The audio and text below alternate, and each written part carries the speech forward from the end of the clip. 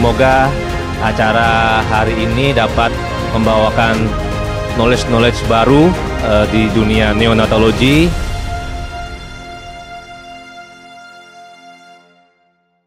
Assalamualaikum warahmatullahi wabarakatuh. Terima kasih. Kita lanjutkan ke materi selanjutnya ya. Jadi materi selanjutnya saya akan fokus, mungkin bukan saya aja, Miss Hui juga akan fokus masalah rekrutmen ya. Bagaimana kita menata laksana paru dengan masalah gangguan compliance sehingga kita bisa mempersingkat waktu penggunaan ventilator mechanics. Nah itu ya. Oke, makasih. Ya, ini adalah tujuannya menjelaskan konsep dasar fisiologi pernafasan, RDS, manuver rekrutmen paru, dan bukti ilmiah terkait manuver rekrutmen paru. Nah, seperti kita ketahui sesak nafas paling sering ya kita rawat ya. Jadi berdasarkan statistik aja dari 100 sekitar 7 bayi yang mengalami sesak nafas. Jadi makanya neonatologis paling banyak jumlahnya ya kan. SP2 neo juga nggak pernah kurang murid ya, selalu ada. Jadi paling sering.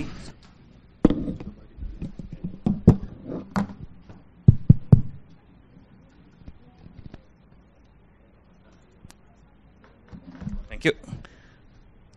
Nah, ini kita balik lagi ke konsep pernafasan dasar dulu ya, biar memudahkan. Kita harus ingat, ini nggak jalan? Oh di Zoom, ya. Jadi dua fase saat kita bernafas yaitu fase inspirasi dan ekspirasi. Tanpa terasa di dua fase ini sebenarnya ada perbedaan tekanan ya, perbedaan tekanan sehingga udara itu akan mengalir. Jadi ada perbedaan tekanan, ada perbedaan, ada aliran udara, dan sehingga nanti tercipta volume tidal yang tadi yang dijelaskan oleh Dr. Risma. Slide. Nggak, mati dari sini. Oke.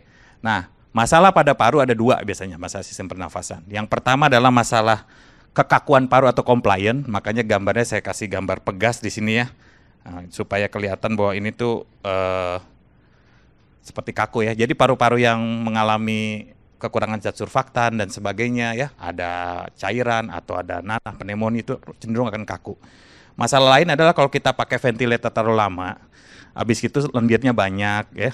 Nah, resistensi jalan napas yang timbul. Jadi di sini ada masalah compliant, ada masalah resisten. Compliant normalnya angkanya seperti ini, resisten normalnya angkanya seperti ini.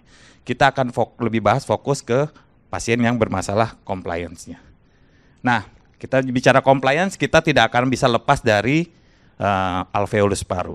Di alveolus paru itu cenderung untuk kolaps, ingat, cenderung untuk kolaps. Nggak diapa-apain dia akan kolaps. Nah, untunglah kita ada surfaktan di permukaan alveolusnya. Dengan adanya surfaktan, tegangan permukaan yang cenderung kolaps ini akan jauh berkurang. Dan prinsip yang paling penting dari begitu parunya terbuka adalah prinsip Laplace. Apa itu?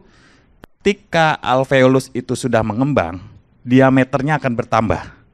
Begitu diameter bertambah, ternyata tekanan yang diperlukan untuk menjaga tidak kolaps akan jauh berkurang. Jadi makanya konsep keep the lung open, open the lung and keep it open itu harus benar-benar dipegang sama kita ya. Jadi kembangkanlah alveolusnya, maka pressure-nya akan turun nanti. Nah, jadi cedera paru akan turun. Nah, tekanan. Ada beberapa sih tekanan yang kita ventilator, kita sering kan dengerin tekanan puncak inspirasi, tekanan akhir ekspirasi ya kan. Tapi kita jarang memperhatikan ini nih, P-min, tekanan rata-rata. Apa sih P-min itu sebenarnya? Ya sebenarnya P-min adalah hasil ya, kolaborasi antara tekanan puncak inspirasi dan tekanan akhir ekspirasi, sehingga dia akan menjaga alveolus tidak kolaps. Ada lagi satu, namanya delta pressure. Apa itu delta pressure? Selisih antara PIP dan PEP. Nah, kalau P-in ini nanti tujuannya adalah membuka paru, sementara kalau delta pressure gunanya adalah menciptakan volume tidal. Ini ya nggak boleh ketuker ya konsepnya ya. Jadi nanti kalau kita CO2-nya tinggi, sebenarnya yang mau kita naikkan adalah delta pressure-nya. Begitu. Ada beberapa PPDS yang menaikkan PEP-nya disertai menaikkan PIP, sebenarnya delta pressure sama. Jadi kalau CO2-nya tinggi tidak ngaruh itu, karena delta pressure-nya tidak berubah ya. Gitu. Nah, ini adalah masalah compliant. Ini kita ronsennya jelek, putih. Tadi Dokter Arif ya kasih lihat pagi-pagi pasiennya kayak gini. Ini pasti kaku nih parunya, pasti dia kolaps parunya alveolusnya. Biasanya kita intubasi, kita kasih ventilator, ventilatornya berlamar-lamar ya, nggak pakai volume garanti, terus jadi begini. Ya, bener nggak? Betul kan? Oh jadi gini, ketemunya masalah nanti resisten yang masalahnya, bukan compliant lagi. Parunya udah ngembang, bentar lagi pneumotorak biasanya. Tapi masalahnya di resisten. Tapi kita fokus ke paru yang ini dulu, karena kita mencegah paru yang sebelah kanan yang jelek ya. Nah, ini ada respiratory distress, kita udah tahu ya, karena surfaktannya kurang. Surfaktan itu biasanya bukan selalu kurang, bisa juga surfaktannya ada tapi tidak aktif.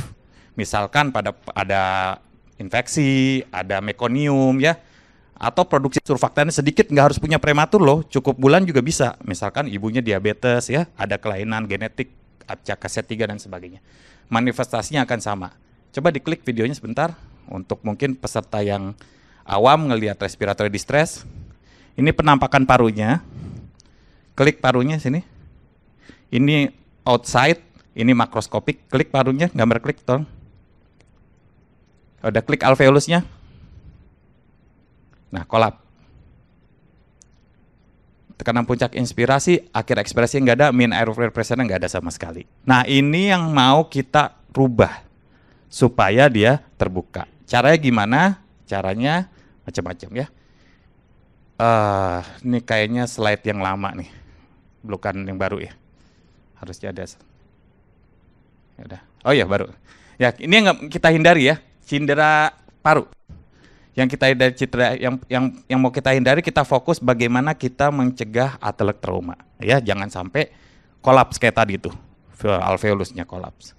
Nah ini tujuan kita pakai ventilasi mekanis. Nah strateginya apa supaya terhindar dari cedera paru? Strateginya ada 4 sebenarnya, tapi saya akan fokus kepada manuver rekrutmen paru untuk mencari tekanan akhir ekspirasi yang optimal, menjaga parunya tidak kolaps kayak gitu.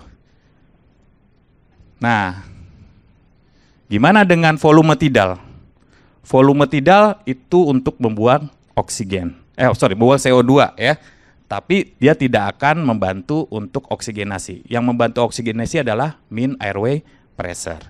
Jadi, Dr. Risma telah banyak membahas tentang kegunaan volume target ventilation, di mana volume tidal akan dijaga tetap dengan menaikkan otomatis tekanan puncak inspirasi. Ini tekanan puncak inspirasi. Ya, ini kurva dari Dr. Rossi bercerita tentang kurva PV, pressure volume ya, pressure terhadap waktu, maaf. Lihat, begitu compliance-nya jelek, secara otomatis tekanan puncak inspirasi akan naik.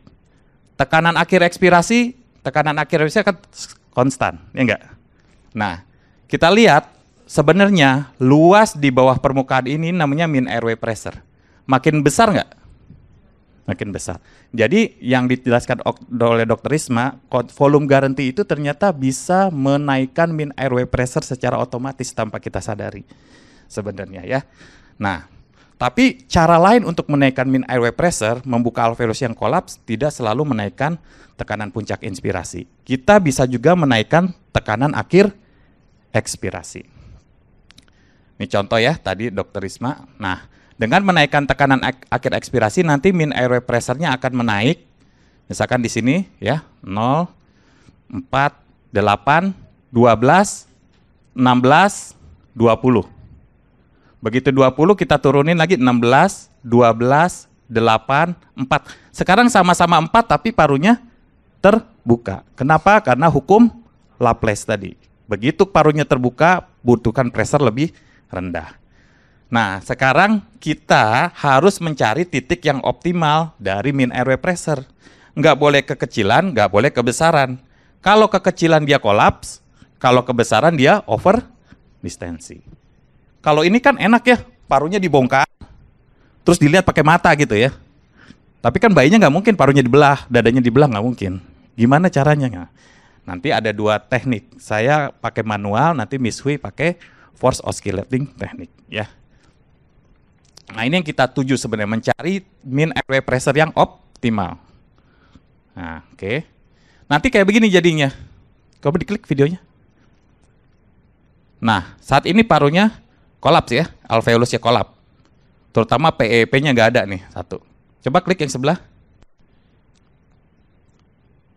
Nah, nice. Ada kapasitas residu fungsional di situ. Walaupun dia buang napas, alveolusnya tetap terbuka, oksigennya masih bisa masuk. Yang mau kita jaga, cari ya. Dan ini yang akan kita kerjakan. Nah, bisa nggak sih? Itu kan pakai HFO kebanyakan. Bisa nggak pakai ventilator konvensional dengan mode volume guarantee? Ini yang kita kerjakan. Kita akan coba menggeser PEP-nya secara manual, pelan-pelan, ya, bertahap, mungkin setiap beberapa menit, sampai kita dapatkan parunya terbuka. Bahkan kita teruskan sampai over distensi. Setelah over distensi, kita harus mundur balik. Mundur balik sampai kita parunya kolaps lagi. Setelah itu kita naikkan, biasanya di atas titik kolaps itu. Konsepnya kayak begitu, manual ya namanya ya. Nah, bagaimana? Bisa nggak? Bisa ya. Nah, dengan cara kita mengutak-atik nanti PEP-nya. Ya, ini merek yang lain ya, tapi punya Pak Jupri juga saya rasa, jadi nggak masalah taruh di sini. Ya, oke. Nah, ini adalah penelitian disertasi saya ya waktu ngambil S3. Jadi saya melakukan manuver rekrutmen paru dengan cara menaikkan PEP-nya bertahap. Saya naikkan 0,2 cm air setiap 3 menit. Saya tunggu, saya ambil kursi, saya tungguin. Nanti parunya itu yang tadinya kolaps akan makin ngembang. Dari mana saya tahu ngembang? Tidak membuka dadanya, tapi saya melihat dari petanda tidak langsungnya itu saturasi di pulse oximeternya. Saturasi oksigennya makin naik ya. Nah, tapi nggak bisa diterusin juga naiknya, karena begitu nanti saturasi oksigen naik, saya bisa menurunkan fraksi inspirasi oksigen bertahap. Sampai begitu fraksi inspirasi oksigen udah sampai 21, saya tahu itu udah maksimal. Nah, saya bisa turun habis itu. Nah, sampai diturunkan kembali, jadi seperti ini ya. Ini awalnya naikkan 0,5,2 PEP, naikkan 5,4, naikkan 5,6 setiap 3 menit sekali. Sampai nanti saya bisa menurunkan FiO2-nya sampai 21. Begitu sampai FiO2 21, saya naikkan lagi tidak ada kenaikan, berarti udah nggak bisa dilanjutkan. Atau bahkan kalau FiO2 nggak 21, saya naikin malah jadi desat. Itu juga saya anggap udah nggak bisa terbuka lagi ya. Lalu saya turun sama bertahap 0,2 cm air tiap 3 menit sampai dia kembali desat lagi. Setelah kembali desat, saya naikkan ke titik pembukaan selama 3-5 menit, lalu saya turunkan 2 di atas titik kolapsnya tadi. Caranya seperti itu. Tentu harus ngambil kursi, ya, harus duduk, nggak boleh ditinggal praktek. Kecuali nanti yang dia punya mishui ya, bisa ditinggal otomatis dia. Nah, ini yang ini manuver ini juga pernah dikerjakan oleh peneliti di Italia ya, Castoldi, tapi itu baru preliminary study. Nanti dia menaikkan 5, 5,4, 5,8, 6, dia sampai angka 7,4 kalau nggak salah. Terus dia turun lagi, dia dapat PEP-nya 4,6. Biasa kita kan naruh PEP 5 ya. Sekarang bisa lebih rendah jadi 4,6, 4,5, 4,4 kayak gitu. Dan lihat FiO2-nya turun drastis. Saturasinya tadinya desat, dia bagus naik. Itu parunya tandanya terbuka. Sekarang benar nggak sih kalau kita lakukan, ini penelitian saya bayi kurang dari 32 minggu, saya rekrut bagi 2 ya, dapat MRP sama tidak dapat MRP, dan ini outcome-nya. Outcome-nya yang mau saya lihat, cedera parunya gimana, bronchopulmonary dysplasia-nya gimana nanti. Di 28 minggu, kalau berdasarkan beratnya di 36 minggu koreksi. Terus protein surfaktan D-nya sebagai petanda cedera paru. Jadi protein, tadi kan surfaktan ada tuh, ada proteinnya di alveolus itu. Kalau parunya cedera, maka dia akan bocor keluar, ketemu di darah, namanya protein surfaktan D. Lama penggunaan alat bantu napasnya bagaimana, FiO2-nya berapa banyak. Sebenarnya ada parameter lain tapi nggak saya keluarkan di sini semua. Nah, kriteria inklusinya ya, semua bayi yang pakai ventilator mekanik kurang dari 2 hari ya, kita orang tua setuju, tapi nggak boleh yang asfiksia berat. Nggak boleh ada kelainan jantung bawaan, kelainan metabolik bawaan, atau kelainan kongenital. Hasilnya, ini protokolnya. Jadi bayi lahir, diintubasi, pakai ventilator, oksigennya masih di atas 30%, artinya parunya masih kolap.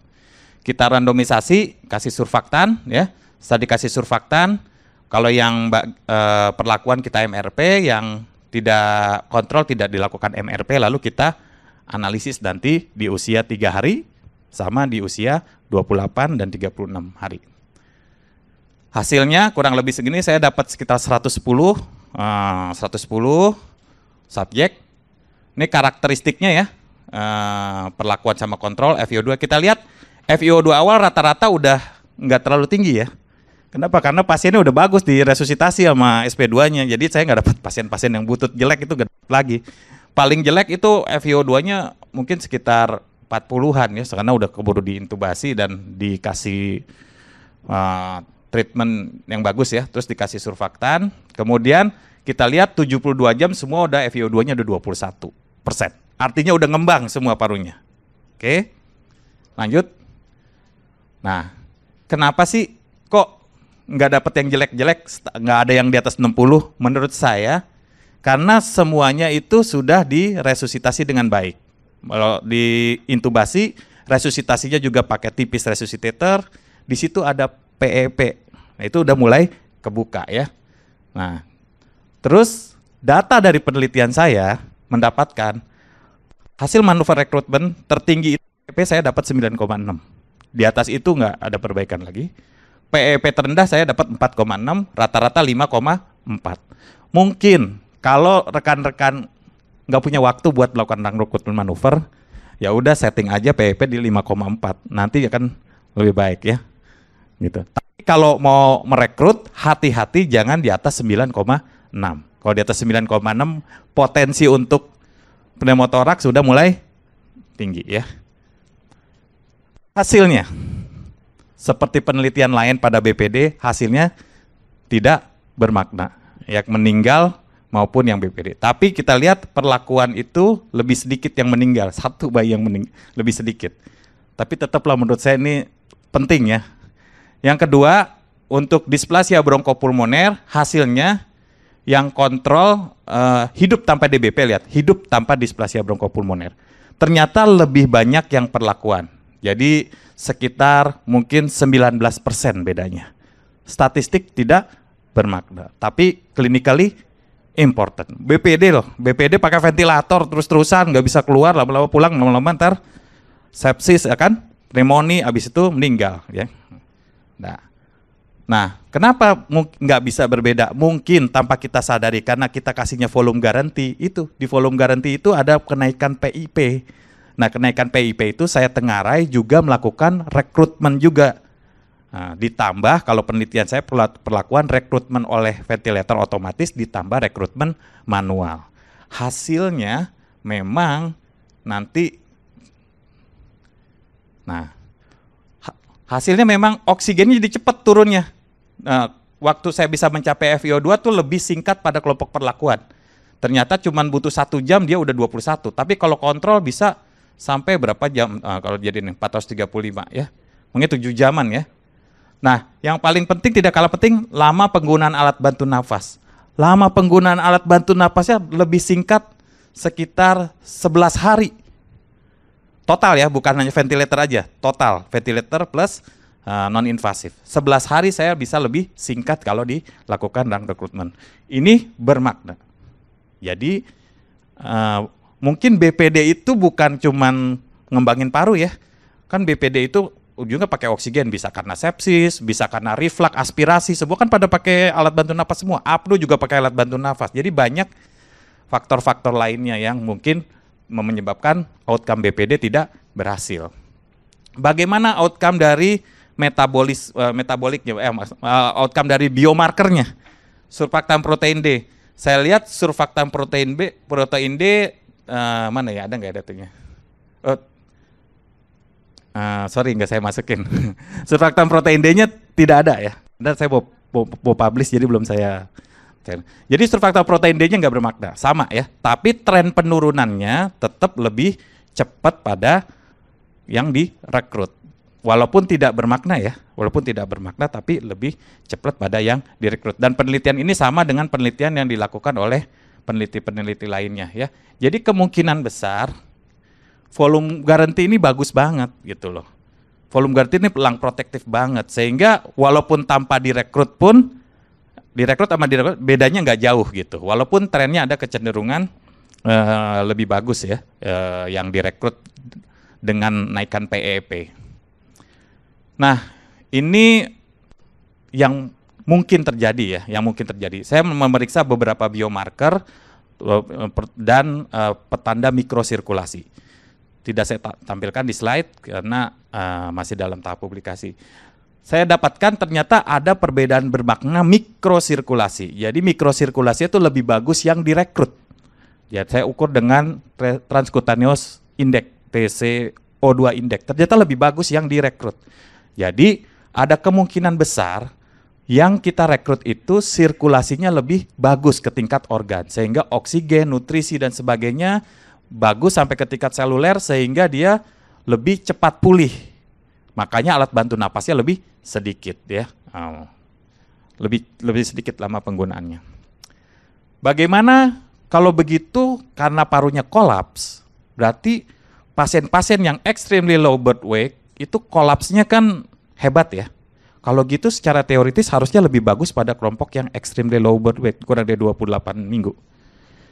Kita lihat ya, kurang dari 28 minggu, ini subgrup analisisnya, ternyata walaupun tidak berbeda, tapi manuver lebih banyak yang meninggal pada kelompok yang lakukan manuver rekrutmen paru secara manual. Walaupun statistik tidak bermakna. Apa artinya? Artinya pada kelompok ini instabilitas hemodinamik sangat besar. Jadi kalau kita melakukan manuver rekrutmen paru mesti lebih hati-hati. Karena begitu kita melakukan manuver rekrutmen paru mungkin kita akan meningkatkan tekanan intratorakalnya sehingga mengganggu hemodinamik sehingga mungkin ya terjadi gangguan. Walaupun ini dugaan. Ya. Jadi kalau kurang dari 28 minggu kita mesti agak hati-hati melakukan rekrutmen manuvernya. Kalau di atas 28 minggu lumayan agresif boleh ya. Bukan berarti artinya nggak boleh dilakukan ya. Karena data-data dari outcome dari penelitian outcome buruk ya. Pneumotorak, perdarahan intravaskuler, intraventricle, retinopathy of prematurity, dan enterocolitis necrotican tidak ada bedanya antara dua kelompok. Jadi safe untuk dikerjakan manuver tadi. Kesimpulannya, jadi untuk menghindari cedera paru pada pasien-pasien yang mengalami gangguan compliance, maka kita butuh strategi perlindungan paru dengan cara melakukan pembukaan alveolus dengan cepat melalui manuver rekrutmen paru, baik manual yang dilakukan kita meningkatkan PEP atau secara otomatis yang sudah dikerjakan oleh sistem volume guarantee. Menurut saya itu MRP memang tidak bisa terbukti mengurangi displasia bronkopulmoner, tapi terbukti mengurangi lama penggunaan alat bantu napas dan mengurangi paparan oksigen terhadap bayi kita. Ya,